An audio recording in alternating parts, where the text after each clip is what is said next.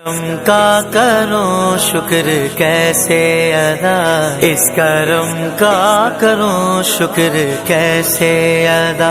الحمدللہ رب العالمین والصلاة والسلام علی سید الانبیاء والمرسلین، اما بعد فاعوذ باللہ من الشیطان الرجیم، بسم اللہ الرحمن الرحیم، الصلاة والسلام علیکہ یا رسول اللہ وعلی آلہ وصحابہ یا حبیب اللہ۔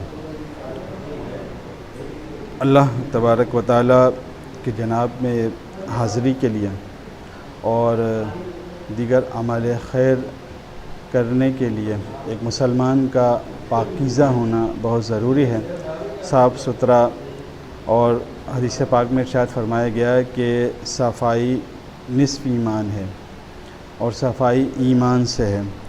تو اسی مناسبت سے ہم نے مناسب سمجھا کہ غسل کرنے کا حنفی طریقہ اور غسل کے فرائض بتا دیے جائیں، تاکہ جو مسلمان صحیح طریقے سے محروم ہیں وہ سیکھ کر عمل کر سکیں اور ہمارے لیے ثواب جاریہ بن سکیں۔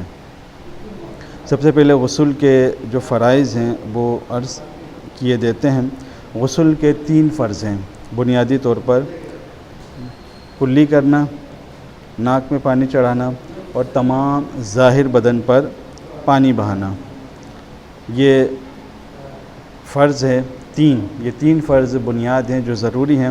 اب سنت کے ساتھ جو ایک طریقہ کار ہے انشاءاللہ ہم بتانے کی کوشش کرتے ہیں کہ بغیر زبان ہلائے دل میں اس طرح نیت کیجئے کہ میں پاکی حاصل کرنے کے لیے غسل کرتا ہوں۔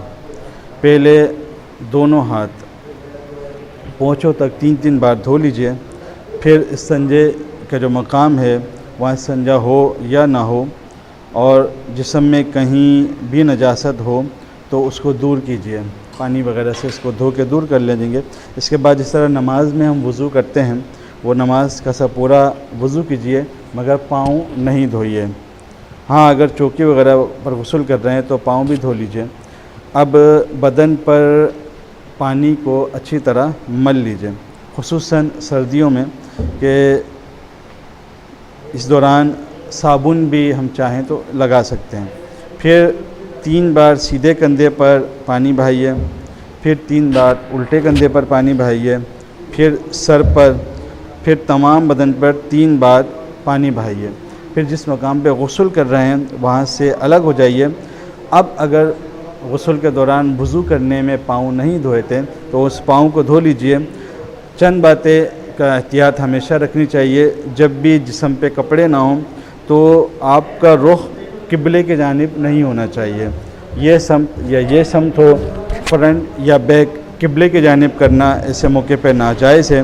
ایسی جگہ نہ نہائیں کہ جہاں پر آپ کی ستر جو ہے کسی کی نگاہ پڑے، کوئی دیکھ سکتا ہو، کیونکہ ایسے مقام پر برہنہ ہو کے نہانا کہ جہاں لوگوں کی گزرگاہ ہو یا کہیں پر کوئی دیکھ سکتا ہو، تو اب وہاں پر کرنا جو ہے ہمارے لیے غلط ہے، کیونکہ ہم نے خود سامنے والے کو موقع دیا، تو اس بات سے ہمیشہ خود کو بچا کے رکھنا ہے۔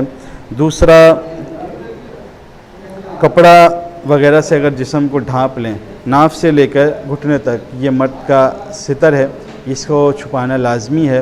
اگر کپڑا ہو تو کوشش کر کے اس کو ویسے بھی ڈھانپ لینا چاہیے، اور گھٹنوں وغیرہ کی رنگت، کپڑے ایسا موٹا ایسا باریک نہ ہو کہ کپڑے وغیرہ کی رنگت جو ہے آپ کے جسم کی رنگت ظاہر ہو، کہ جس سے سامنے والے کو آپ کے جسم کی حیت یا رنگت دکھے۔ اس طرح انداز میں نہانا جو ہے یہ ناجائز ہے۔ عورت کو اور زیادہ احتیاط کی حاجت ہوتی ہے۔ دوران غسل کسی قسم کی گفتگو بھی نہیں کرنی چاہیے، کوئی دعا بھی نہیں پڑھنا چاہیے، اور نہانے کے بعد بدن وغیرہ پوچھنے میں کوئی حرج نہیں ہے۔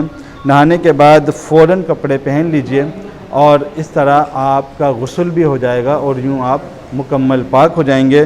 یہ بات ہمیشہ ذہن نشین رہے کہ ہم نماز پڑھتے ہیں، اگر نماز پڑھنے کے دوران ہمارا جسم یا کپڑے ناپاک ہوئے یا جگہ ناپاک ہوئی تو اصلاً ہماری نماز شروع ہی نہیں ہوگی۔ تو یہ بنیادی چیز ہے، غسل آنا ہر مسلمان کو ضروری ہے، یہ فرائض علوم میں سے ہے۔ نہیں آتا تو ہمارے اس چینل کی توسط سے آپ اپنے غسل کا صحیح انداز اپنائیے، اور اپنے لیے ہمارے لیے استغفار کی دعا کیجیے۔ چینل کو سبسکرائب کر کے شیئر کرنا نہ بھولیں۔ اللہ تعالی ہمیں دونوں جہاں کی بھلائیاں عطا فرمائے۔ وما توفیقی الا باللہ۔